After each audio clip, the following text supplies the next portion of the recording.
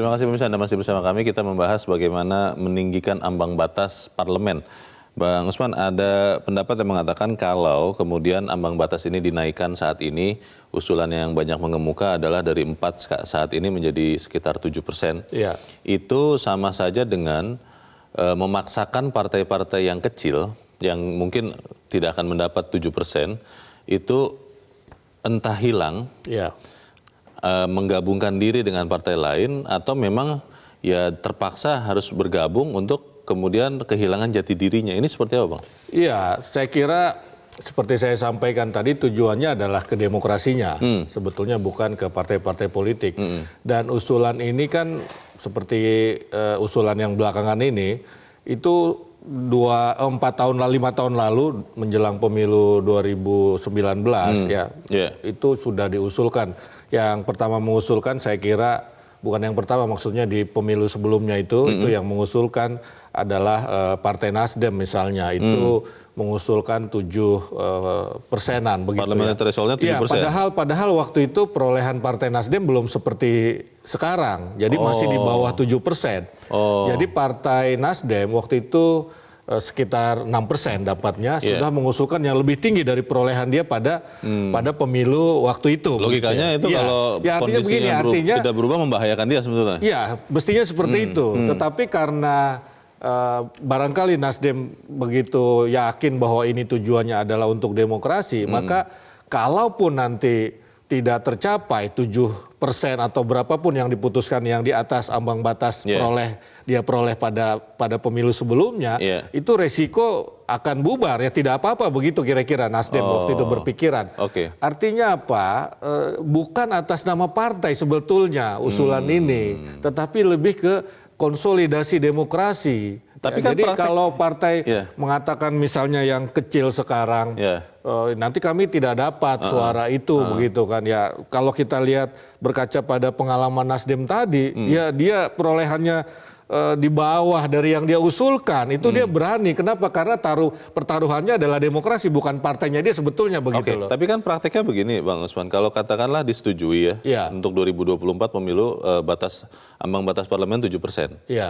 Prakteknya kan akhirnya nanti akan ada partai-partai yang kurang dari 7% yang tidak masuk ke Senayan. Betul. Nah ini kan menyia-nyiakan suara rakyat, suara konstituen yang memilihnya. Jadi itu bisa dicari jalan lain ya. Misalnya kita melakukan pendidikan politik buat masyarakat. Ya, masyarakat itu kira-kira kan dia akan memilih partai politik yang kira-kira bisa memperjuangkan aspirasi dia begitu. Yang bisa masuk ke Senayan. Betul, yang bisa masuk ke Senayan. Kan memperjuangkan aspirasi kan setelah masuk Senayan. Kalau tidak kan tidak bisa begitu kan. Ya itu saya kira begitu.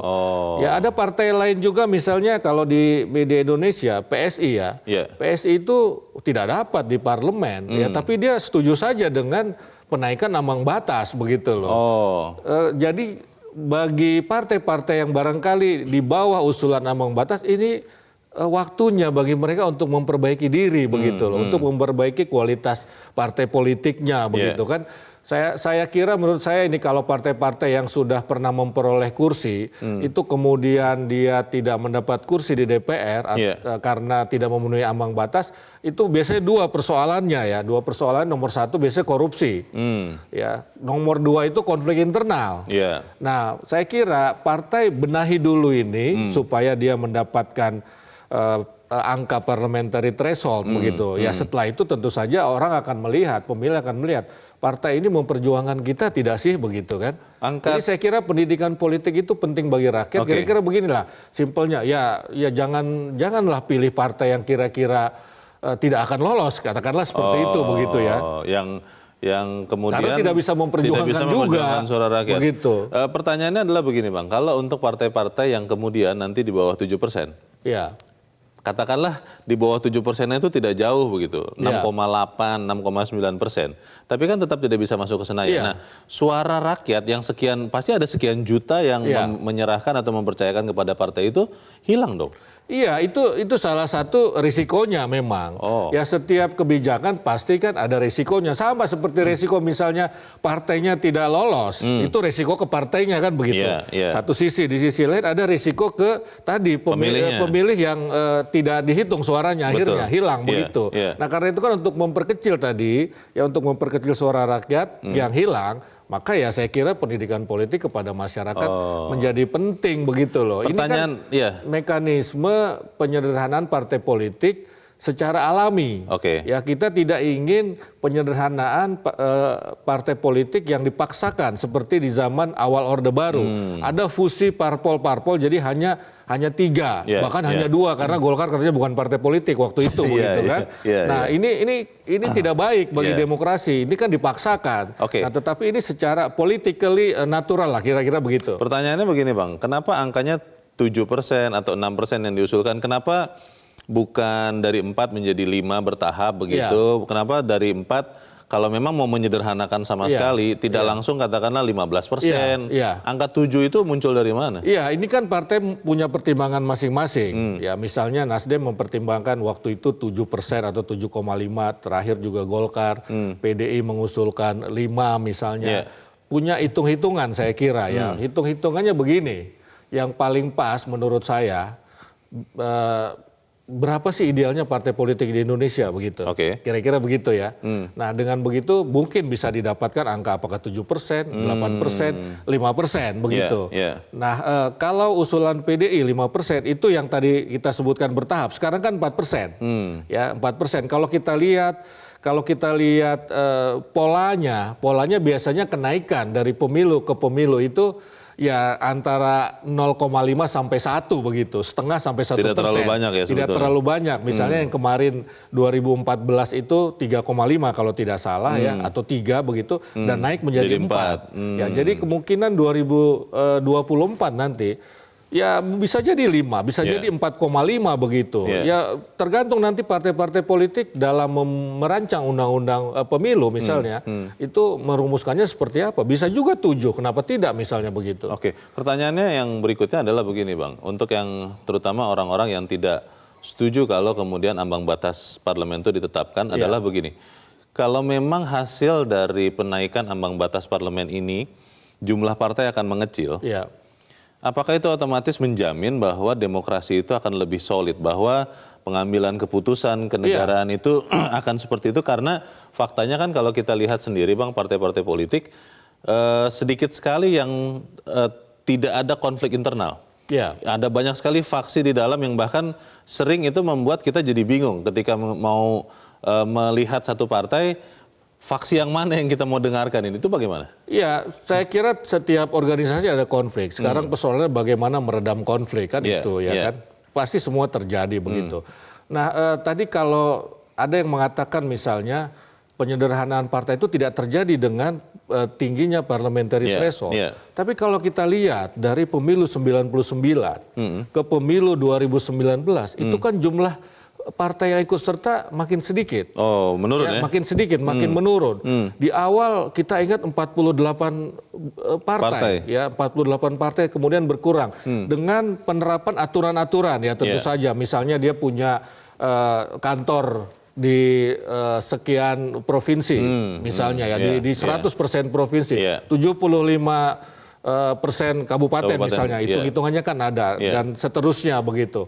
Itu juga salah satu upaya memang untuk menyederhanakan partai. Tetapi ini upaya lain sebetulnya begitu kan, upaya lain sehingga terjadi penyederhanaan. Misalnya yang 2014 kemarin itu ada 10, sekarang tinggal 9 kan begitu, tinggal 9. Nah nanti mungkin tentu saja orang boleh mendirikan partai politik setiap hari boleh.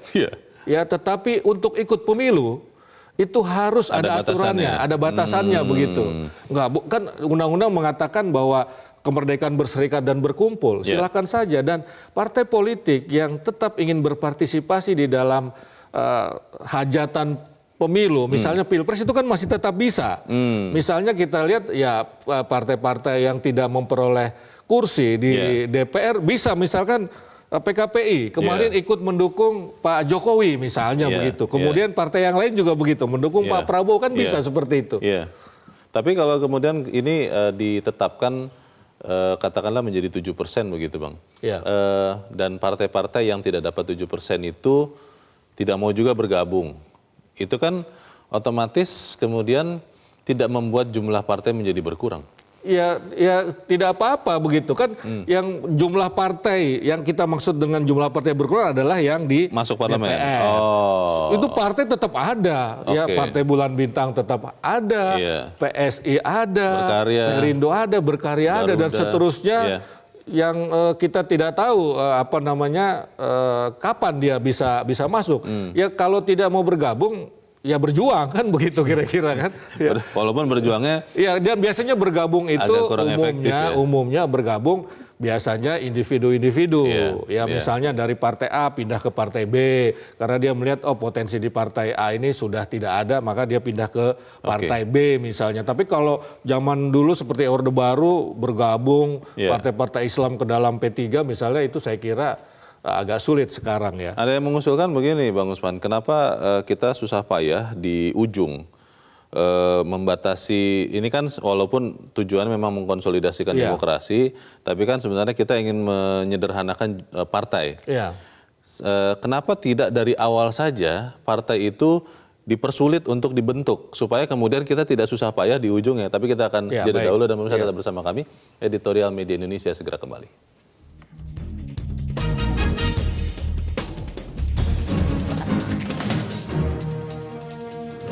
Terima kasih pemirsa, Anda masih bersama kami. Bang Usman, sebelum kita bahas tadi yang saya tanyakan di sebelum jeda, kita akan dengarkan dulu pendapat dari pemirsa Metro TV. Kita sudah terhubung dengan Pak Amrozi di Temanggung, Jawa Tengah. Pak Amrozi, selamat pagi Pak. Selamat pagi Bang Leo, selamat pagi Metro TV. Selamat pagi Pak Amrozi. Bagaimana Pak pendapat Anda Pak, ambang batas parlemen ini?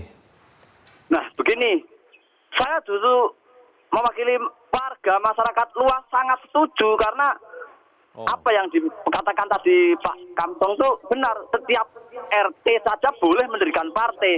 Saya mendirikan partai boleh, istri saya boleh, adik saya boleh sangat bebas. Cuma syaratnya ya itu harus ada ambang batas. Jadi tidak semua partai bisa ikut ke sana gitu loh.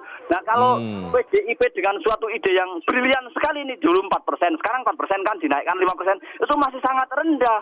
Harusnya untuk DPRD pusat di Senayan itu 7%.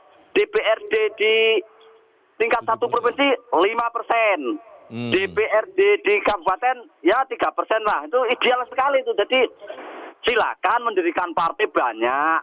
Nah kalau tidak bisa lolos bagaimana? Ya berjuang itu tadi. Yang saya heran, ini maaf saja saya orang Muslim. Agama Islam itu banyak sekali partai, nggak ada PAN, bahasanya agama Islam, PKB agama Islam, PKS agama Islam. Orang masjidnya sama, bacaan buku tahlilnya sama, yasinannya sama, jumatan sama. Mbok sudah satu partai seperti zaman Pak Harto itu aja. Jadi ngirit ya dulu. Setiap makin banyak partai kan makin banyak gontok-gontokan. Iya. Oke, terima kasih Pak Amrozi di Temanggung, Jawa Tengah. Selamat pagi Pak. Di belakang Pak Amrozi ada Pak Nugroho di Jakarta. Pak Nugroho, selamat pagi Pak. Selamat pagi Bung Usman, selamat pagi Bung Leonard. Inilah momentum untuk Indonesia ke depan.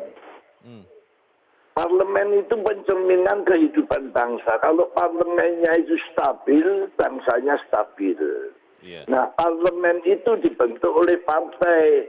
Kalau partainya banyak, dagang sapinya banyak. Akhirnya cuma tawar-tawaran terus, tidak selesai.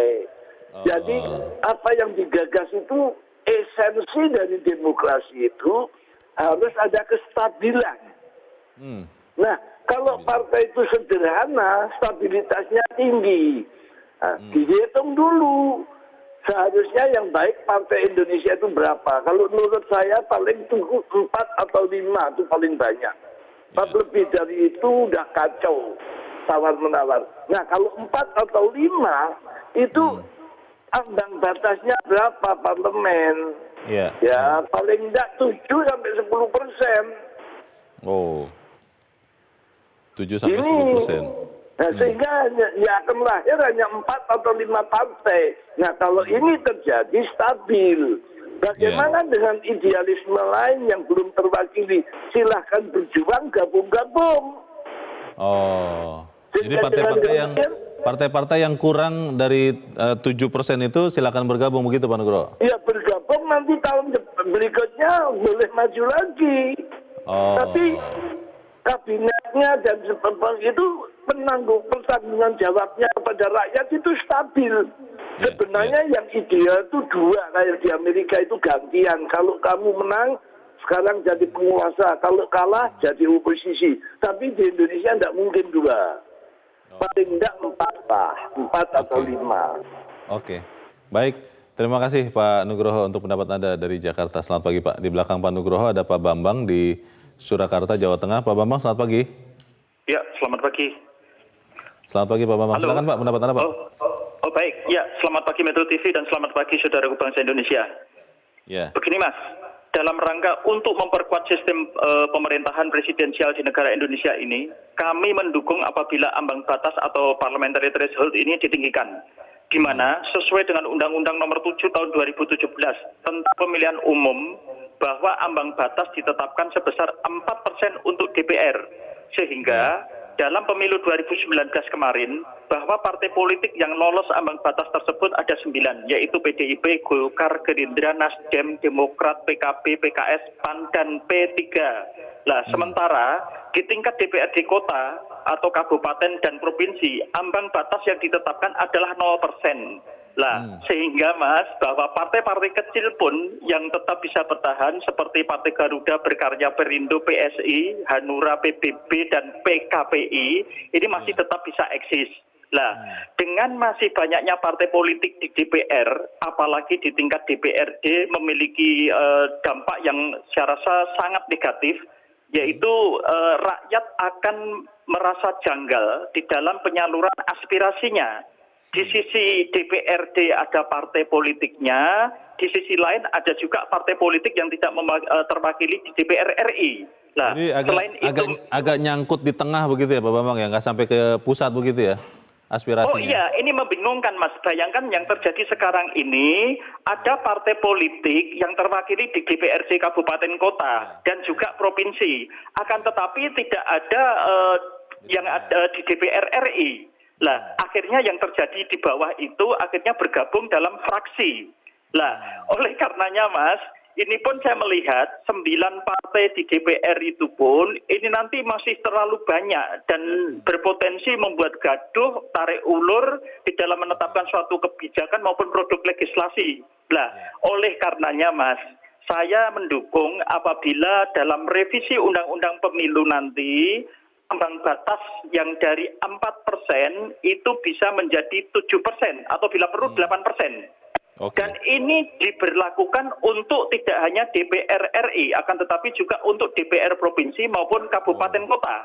Nah, karena apa? Yaitu tadi, kalau DPRD kabupaten kota, itu akhirnya ketika tidak memenuhi ambang batas, mereka akhirnya berkoalisi atau membuat fraksi. Sama saja itu. Nah, lebih baik udah disamaratakan DPR RI sampai DPRD tingkat bawah itu diangkat 7% atau 8%. Ya, terima kasih.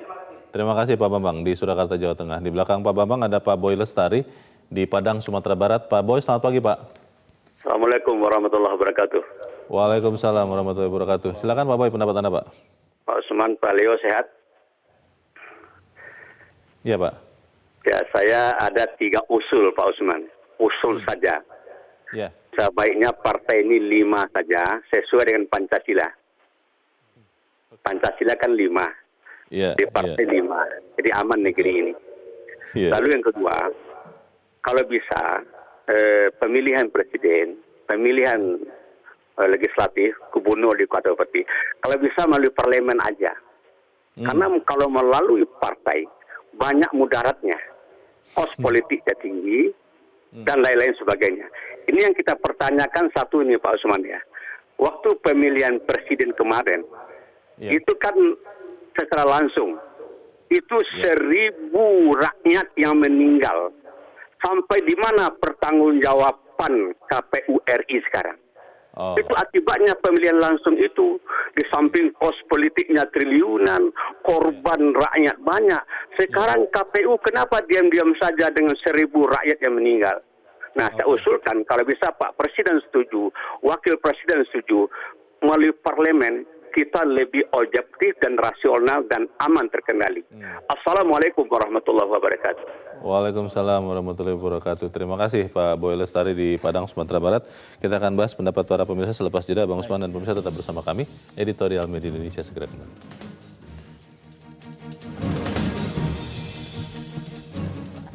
Terima kasih pemirsa, Anda masih bersama kami. Kita di bagian akhir dari diskusi kita pagi ini. Bang Usman tadi 4 penelpon, 4-4-nya setuju kalau parliamentary threshold dinaikkan, malah ada yang sampai mengusulkan ya sudah nanti bagaimana dihitung supaya sisanya hanya ada 4-5 partai politik di parlemen. Ini berarti apakah kita bisa bilang rakyat sebagian besar setuju? Iya, saya kira rakyat sebagian besar setuju begitu ya. Setuju.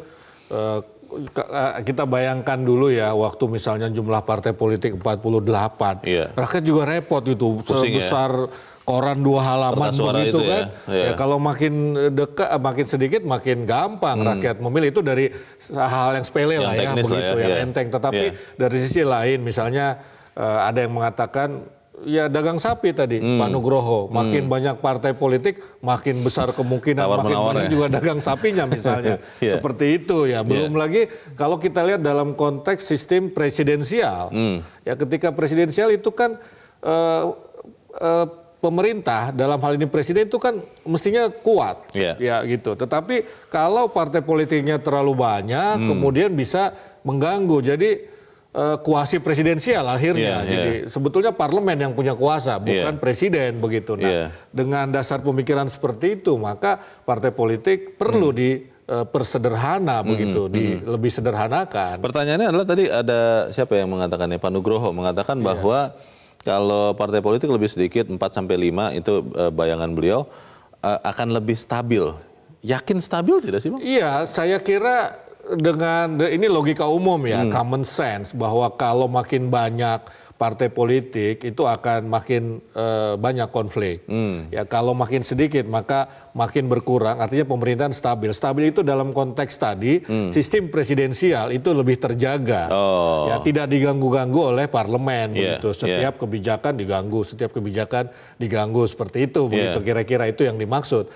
Kalau logika umum saya kira akan lebih stabil. Jadi bukan stabil dalam tanda petik seperti yang kita alami di zaman Orde Baru. Waktu itu kan hanya ada 2 partai plus 1 Golkar.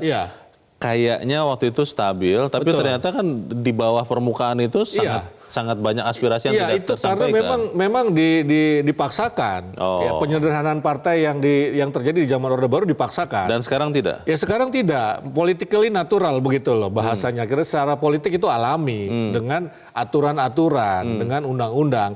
Kalau fusi partai politik kemarin kan lebih kekuasaan yang bermain ketimbang undang-undang begitu loh. Pertanyaannya begini Bang, kenapa tidak dari awal saja partai politik itu dibuat persyaratan supaya tidak terlalu mudah untuk membuat, karena supaya kita tidak repot lagi membatasi jumlahnya di parlemen. Iya, nomor 1 memang Undang-Undang Dasar kan menggariskan kemerdekaan berserikat dan berkumpul. Nah tinggal kemudian diatur bagaimana berpartai politik, mendirikan partai politik, misalnya harus punya DPD atau DPW kantor di 100% provinsi, di kabupaten di kabupaten 75% dan seterusnya begitu sampai tingkat ranting misalnya. Itu juga upaya untuk mengurangi keleluasaan siapapun mendirikan partai politik. Nah kemudian di tingkat berikutnya ketika dia lolos untuk ikut pemilu karena memenuhi persyaratan tadi, maka ada namanya ambang batas misalnya begitu, dia bisa lolos atau tidak. Nah itu aturan-aturan yang kita buat, jadi undang-undangnya yang kita bikin, hukumnya yang kita buat begitu. Tadi ada usulan dari Pak Amrozi ya, mengatakan bahwa harusnya linier antara parliamentary threshold di pusat, kabupaten kota, provinsi itu harus sama semua, karena kalau tidak atau tadi Pak Bambang ya, Pak Bambang dari Soekarno, maaf. Kalau Pak Amrozi soal partai Islam. Iya itu dia. Nah kalau Pak Bambang mengatakan kalau nanti seperti sekarang kan nanti bisa jadi aspirasi itu berhenti di tengah begitu. Betul. Jadi Nasdem itu mengusulkan 7% itu secara nasional misalnya. Jadi memang semua di berbagai tingkat DPR dari pusat sampai kota kabupaten begitu. Tetapi PDI kemarin mengusulkannya bertingkat, di pusat 5%, kemudian DPRD provinsi sekian persen, 4 kalau tidak salah, kemudian turun lagi 3% begitu di kabupaten kota. Memang idealnya itu sama semua, sama semua. Jadi dia punya wakil baik di kota, kota kabupaten, provinsi atau pusat. Kalau tidak Nasional. punya wakil ya tidak punya wakil di semua tingkatan parlemen. Jadi berhenti begitu. aspirasinya di tengah jalan kira-kira begitu seperti ya. itu. Walaupun memang di sisi lain-lain Bang, kalau memang itu diberlakukan, otomatis nanti partai kecil itu benar-benar tidak punya suara sama sekali Bang. Ya tidak masalah begitu. Kalau yang menyebabkan itu adalah hukum, undang-undang, rakyat kan yang menentukan. Karena itu begitu kesepakatan kan. bersama. Iya, kesepakatan bersama begitu, tidak masalah.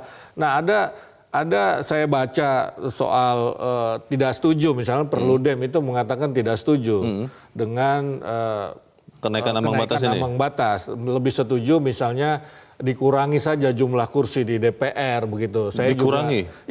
Saya tidak begitu paham apa argumennya begitu. Tetapi kalau setahu saya itu bahwa jumlah kursi di DPR itu berbanding lurus dengan Jumlah penduduk. Iyalah, begitu kan namanya wakil betul, kan. Betul. Iya. Keterwakilan. Iya. Ya maka itu di setiap provinsi itu kursinya kan berbeda-beda Oke. tergantung jumlah penduduknya begitu loh. Bang, tapi ini kan di dalam Jadi kalau perbincangannya ke depan mungkin jumlah anggota DPR akan makin banyak karena jumlah Kalau penduduk kita penduduknya makin bertambah lagi. bertambah kan begitu. di dalam pembahasan ini di parlemen saya bayangkan pasti akan keras karena partai-partai yang kemungkinan tidak akan bisa lolos lagi ke Senayan kalau ambang batasnya dinaikkan pasti akan melawan ini. Ini bagaimana Bang? Iya, ini kan kemudian soal angka. Ya, kalau menurut saya naik itu keniscayaan. Oh, Ya tinggal berapa kenaikannya. Iya. Memang idealnya seperti yang saya sampaikan tadi itu 7% begitu loh idealnya. 7% sehingga nanti akan kalau kita lihat kalau misalnya 7% ya Iya. kita lihat itu yang tidak masuk itu kan nanti P3 kemudian PAN ya yang lain masih masuk. kalau begitu tidak kan. berubah ya, kalau tidak meningkat jumlah suaranya. loh. Iya, kalau tidak meningkat jumlah suara artinya Iya. mengaca Nasdem. pada ini. Tadi Karena kan itu kan Nasdem yang sudah resisten diceritakan. kan adalah P3 dengan PAN misalnya yang tidak setuju begitu kan. Akan berkurang begitu ya, akan berkurang dari 9 menjadi 7 begitu kan.